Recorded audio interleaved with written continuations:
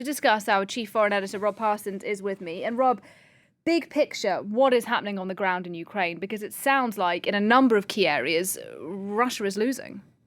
Absolutely, and there's no doubt about it at all. President Zelensky, when he was talking about the progress that had been made on that front you were talking about, Lyman, mentioned at the end of that speech that it's not just in Lyman that we're having success, also in the south. You remember that the area around Kherson is where the Ukrainian counteroffensive initially began, and subsequently it became clear that that was a feint to suck in Russian forces away from the Donbass area. That's where the Ukrainians had most of their success, in the north of the Donbass area, Lyman, now progressing even further.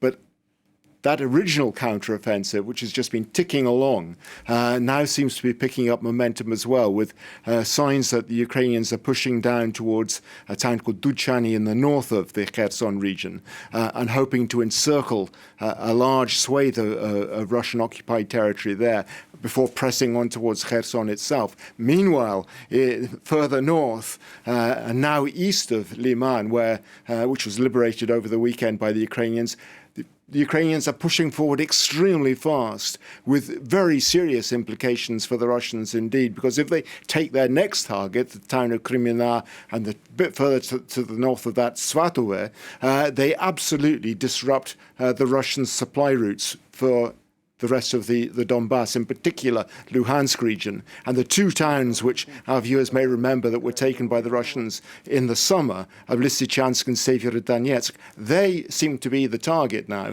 If the Ukrainians take Krymina, they're likely to swing southeast and threaten to take those two towns that the Russians occupied in the summer at enormous cost. That will be a massive blow to the Russian morale. Indeed, and what kind of impact is that then having on Russian public opinion back home? Well, this is the really interesting question, I think, at the moment, because, normally in Russia, these sort of things don't get spoken about at all. But now we see it beginning to bubble to the surface, with newspapers talking about what's happening. Nezavisima Gazeta, Komsomolskaya Pravda, two mainstream Russian newspapers, openly critical of what's going on, openly critical of the mobilization, which has been so chaotic, openly critical of the Russian high command, singling out people, in particular the commander of in the Lyman area, but also the commander-in-chief of the Russian General Staff, General Gerasimov.